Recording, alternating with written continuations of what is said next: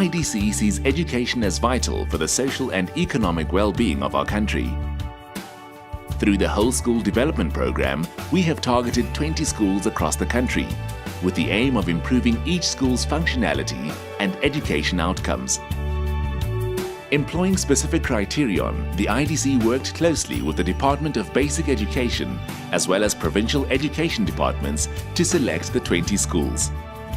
First and foremost, we were looking for public schools, and they also needed to be secondary schools because we wanted to link them with our external bursary program.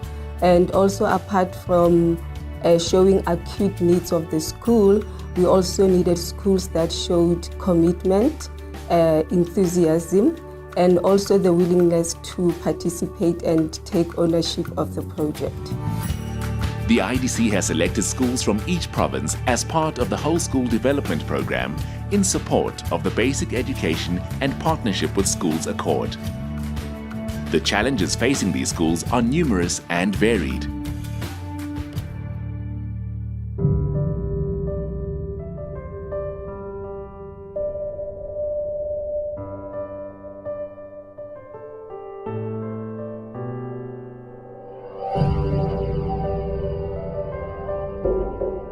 One of the most important challenges is that our students move from poverty into poverty, to put it very bluntly.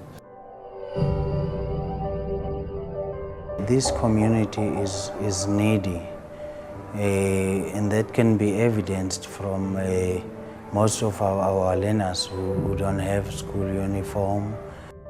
Discipline is quite a challenge in the school, mainly because most of our learners, it's either they're orphans or they're child heading. Most of our learners here are the heads of the family. They are becoming the fathers and the mothers of the family because parents have passed on. Education is a triangle. We need to have the learner there, the educators, and the parents. Parents are expected to play a very vital role, but within this community, we don't get that support. Yes, we are having a very, very high rate of teenage pregnancy and substance abuse, in so much that we are rated as the number 2 or number 1 in the charts. The dealers are using our kids to selling the drugs on different corners in different areas of Atlantis. And these learners, if you look at their socio-economic background, they are of the poorest of the poor people that I know of. They live, most of them, in squatter camps, what they call informal settlements, and RDP. Some of them don't have food to eat. They come here to school to have food here. Now they must come into a workshop and sit in a place like this. And I can't give them what I really, how shall I put it, what we are really capable of giving them. But I can't do that because I don't have the resources.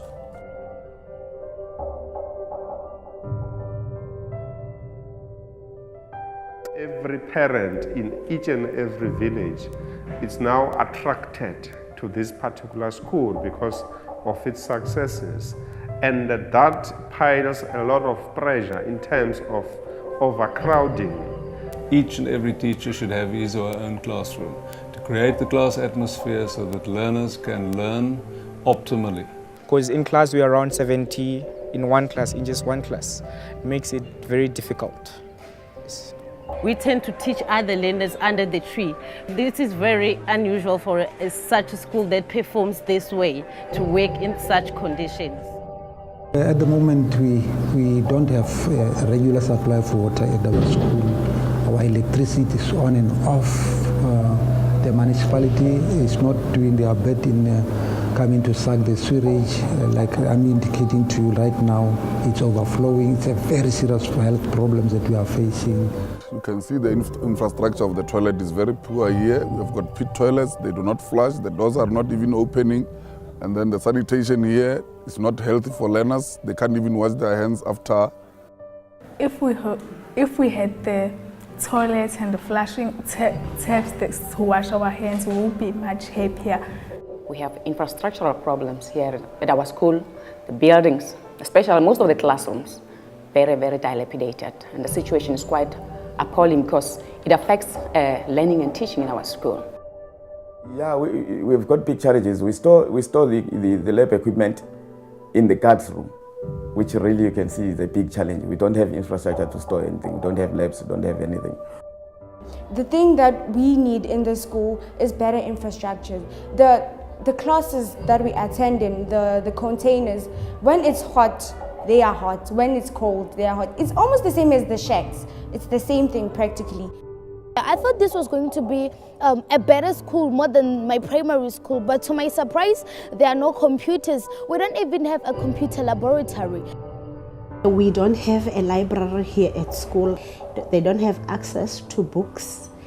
A teacher would like a learner to read at least 2 or 3 books per month and do book reviews. So we've got few textbooks that we are using which does not cover the whole grade.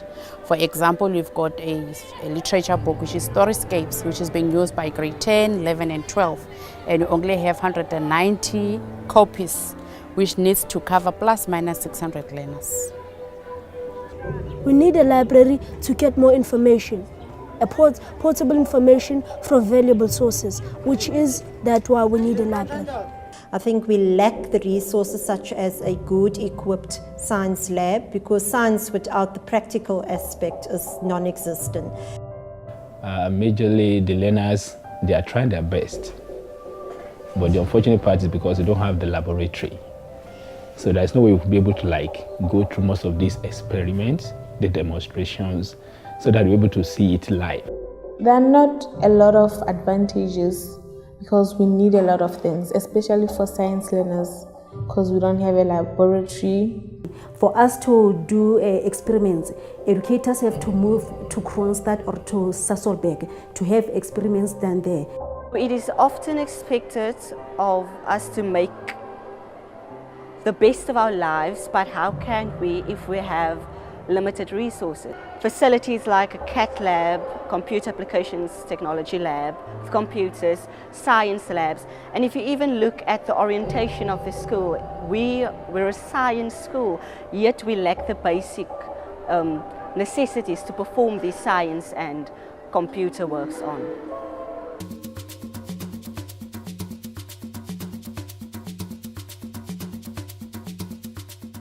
When you come from a poor background, you want to succeed one day and you want to get out of poverty and do something good for yourself. So that's why it's very important. The success of a learner, especially our learners here, is very, very important to me.